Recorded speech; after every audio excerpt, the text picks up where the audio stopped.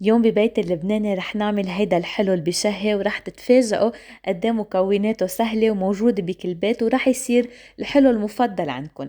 خلينا نجرب هيدي الوصفة. لوصفتنا رح نحتاج لنص كوب من السكر، منضيف عليه نص كوب من الزبدة أو من السمنة على حرارة الغرفة، ومنرجع منضيف نص كوب من الحليب السائل ونصف كوب من الزيت النباتي وملعقة كبيرة من البيكنج باودر وملعقة صغيرة من سائل الفانيليا أو نص ملعقة صغيرة من مسحوق الفانيليا، ومنحرك هالمكونات مع بعض كتير منيح. ومن بعد ما نحركن منضيف نصف كوب من السميد الناعم ومنخلط هالمواد كلها مع بعض، وكتير ضروري انه ناخد وقتنا بالخلط هون ونتأكد انه المزيج طالع متجانس.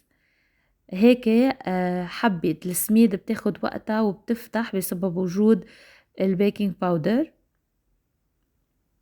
وهلأ بدنا نضيف المكون الأخير واللي هو الطحين. نحن رح نحتاج ل3 أكواب من الطحين، رح نضيفهم تدريجيا. بأول دفعتين من الطحين رح نضيفهم، يعني بأول كبايتين من الطحين عم نضيفهم، رح يضل المزيج سائل بس أكيد رح يسمك شوي، وهيك بضل فينا نستعمل ملعقة. وبتالت دفعة أو تالت كباية من الطحين رح نضيفها اللي هي الأخيرة، رح يبلش المزيج يصير بشكل عجينة. وهون الأفضل نبلش نستعمل إيدينا تنبلش نشكل العجينة تيكون سهل الشغل علينا أكتر. وهيدا العجينة سهل الشغل فيها لأنه دغري بتتشكل وكتير طرية.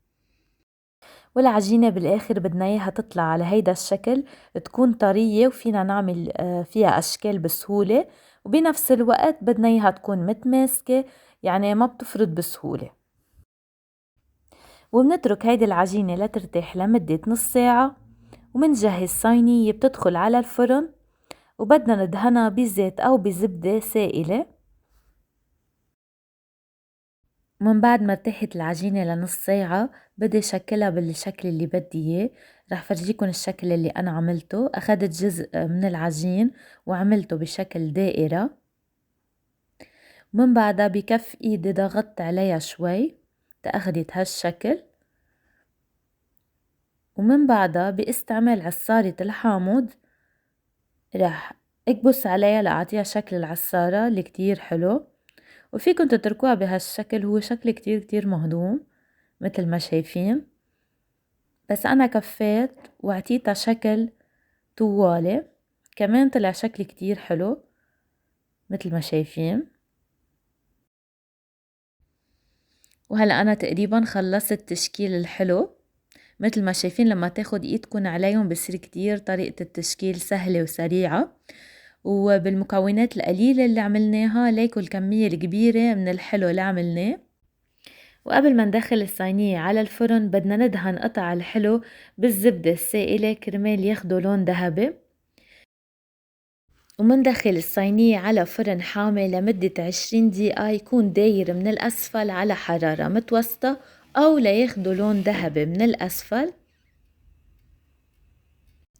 ومن بعد ما ياخدوا اللون الذهبي من الأسفل مندور الفرن من الأعلى بس تياخدوا كمان اللون الذهبي. ومثل ما ملاحظين تركت مجال بين الحبة والحبة لأنه كبر شوي حجمهم. ومن بعد ما أخدوا اللون الذهبي كمان من فوق صاروا جاهزين إنه نشيلهم من الفرن. وهيك طلعوا من الفرن الحلو بالسميد شكلهم بيشهي مثل ما شايفين، وكتير طلع حلو الموديل اللي عملناه. أكيد مثل ما قلنا فيكن تعملوا الموديل اللي بدكن إياه. وهلأ باقي عنا بس كخطوة أخيرة نضيف عليهم القطر. هن وسخنين بدنا نضيف عليهم القطر هو وبارد، وإذا كانوا بردوا ما لحقنا نعمل القطر بدنا نضيف القطر عليهم هو وسخن، يعني بده يكونوا عكس بعض. واكيد كمية القطر اللي بدكن تضيفوها هي حسب الذوق قديه بتحبوا يكونوا حلوين، وفيكن حتى ترجعوا كمان تضيفوا كمية اضافية من القطر انتو عم بتقدموه للحلو. هون أنا استعملت تقريبا نص كباية من القطر. وهيك أخيرا طلعوا معنا الحلو بالسميد، عن جد أكلة، ومثل ما شفتوا طريقته كتير سهلة، وأكيد كلنا عنا هالمكونات بالبيت.